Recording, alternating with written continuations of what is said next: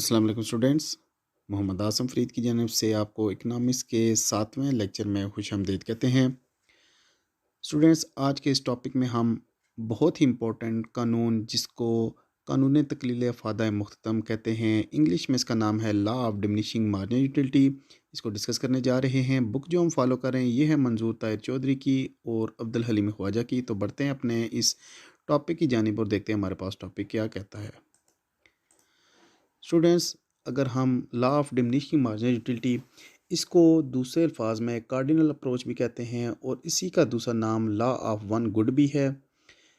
इसमें सबसे पहले मार्शल की डेफिनेशन हम देखते हैं। मार्शल के मुताबिक कानून तकलील फ़ायदा मुख्तम की तारीफ़ कुछ इन अल्फाज में की जाती है।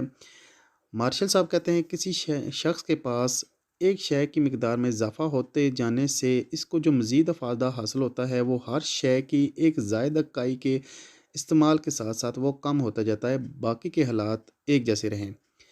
मार्शल साहब के मुताबिक अगर आप किसी चीज़ का लगातार इस्तेमाल करते हैं तो आपका अफादा आहिस्ता आहिस्ता कम होता जाता है, वो पहुंचता है सिफर तक और उसके बाद वो हो जाता है नेगेटिव। इंग्लिश में डेफिनेशन इसकी कुछ इस तरह से कहता है, the additional benefit which a person derive from an increase of his stock of goods diminishing with every increase in the stock that he already has. इसके बाद स्टूडेंट्स हम एक और डेफिनेशन को डिस्कस कर लेते हैं जो कि हमारे पास सिंपल वर्डिंग की डेफिनेशन है, जिसको हम ज़्यादा मोस्टली अल्फाज में हम यूज़ करते हैं। उसके मुताबिक ये है कि कहता है कि किसी शय की लगातार इस्तेमाल से मुख्तलिफ मफादा कम होता जाता है और ये सिफर तक पहुंचता है और फिर मनफी हो जाता है, जबकि बाकी के हालात आपके पास एक जैसे रहें। Continuous use of any commodity give less and less satisfaction till it reach to zero and then become negative। यानी कि आप किसी भी चीज़ का इस्तेमाल करें, अगर भूख लगी है तो खाना खाना स्टार्ट करते हैं तो पहले बाइट पे आपको बहुत ज़्यादा टेस्ट मिलता है, दूसरे बाइट पे आहिस्ता आहिस्ता टेस्ट कम होता जाता है, तीसरे पे और कम हो जाता है। एक हद आती है जब आपका फ़ायदा सिफर को होता है और उसके बाद आपका फ़ायदा नेगेटिव में चला जाता है। इस बात को समझने के लिए हम इसका पहले टेबल बनाते हैं। टेबल में हमारे पास कुछ इस तरह से हमने कमोडिटीज़ 6 कमोडिटीज़ रखी हुई हैं 1 से लेके 6 तक, और उसके बाद हमने यहाँ पे नेक्स्ट कॉलम में हमने टोटल यूनिट और मार्जिनल यूनिट यानी कि टोटल यूटिलिटी और मार्जिनल यूटिलिटी के हमने कॉलम को बना लिया है।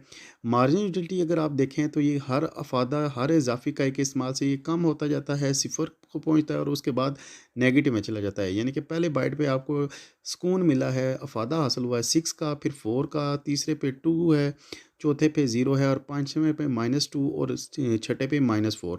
पहले को आप कहते हैं इनिशियल यूटिलिटी, दूसरे को कहते हैं दूसरा, तीसरा आपके पास पॉजिटिव है और उसके बाद चौथा आपके पास ज़ीरो यूटिलिटी हो गया, पाँचवां और छठा आपके पास नेगेटिव हो गया।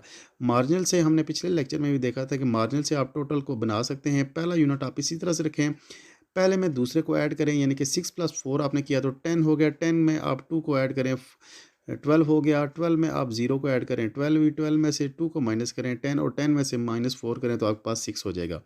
तो आपके पास ये था table law of diminishing marginal utility का, और इसी टेबल की मदद से हम इसका ग्राफ बनाएंगे।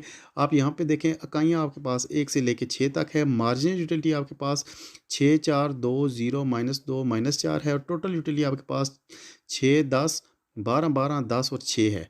इसकी मदद से हम इसका ग्राफ कर लेते हैं। ग्राफ से आपको मज़ीद ये बात समझ आ जाएगी।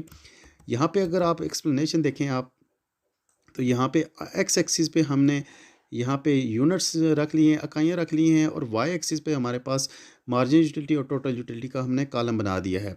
अगर आप यहाँ पे देखें तो ये जो आपके पास ये वाली ग्रीन लाइन है ये आपको ये शो करती है कि आपके पास ये मार्जिनल यूटिलिटी है जो कि हर इजाफी इकाई के इस्तेमाल से कम होती जा रही है, और यहाँ पे ये वाली लाइन जो रेड वाली है ये आपके पास टोटल यूटिलिटी होगी। यानी कि ये पहले बढ़ेगी फिर बराबर रहेगी और उसके बाद ये कम होती जाएगी। और मार्जिनल यूटिलिटी देखें कि हर यूनिट के इस्तेमाल से ये पहले ये गिर रही है, फिर ये ज़ीरो होगी, उसके बाद ये माइनस में पहुंच जाएगी।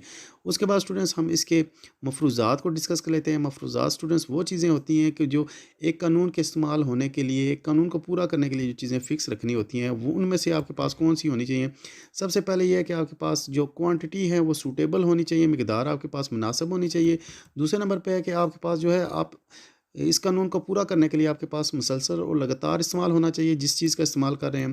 तीसरे नंबर पे है कि आपके पास जो इकाइयाँ हैं वो एक जैसी हों, यानी कि अगर भूख लगी है तो खाना खाना है, अगर प्यास लगी है तो पानी पीना है। इसके बाद आपके पास है कि सर्फिन की ज़हनी कैफ़ियत ना बदले, no change in consumer mental condition, और लास्ट है आपके पास कंज़्यूमर की जो है सर्फिन की आमदनी भी नहीं चेंज होनी चाहिए। इसके बाद स्टूडेंट्स हम इसकी कुछ हदूद देख लेते हैं। हदूद से मुराद ये है कि जिन चीज़ों पे ये लॉ अप्लाई नहीं होता, उनमें सबसे पहले है आपके पास इल्म पे ये लॉ अप्लाई नहीं होता। जैसे-जैसे इल्म बढ़ता है तो आपके पास अफ़ादा गिरने की बजाय बढ़ता है। मालो-दौलत जैसे आपके पास बढ़ेगी, आपका टेस्ट लेवल ज़्यादा होता जाएगा। इसके बाद जब भी आप नमूदन नुमाइश यानी कि पर्सनल शो ऑफ करेंगे तो आपका फ़ायदा बढ़ता जाएगा। और लास्ट है आपके पास ड्रग एडिक्शन, अगर आप नशावर चीज़ें लेते रहेंगे तो आपका फ़ायदा पहले की निस्बत ज़्यादा होता जाएगा। तो स्टूडेंट्स ये था हमारा आज का लेक्चर।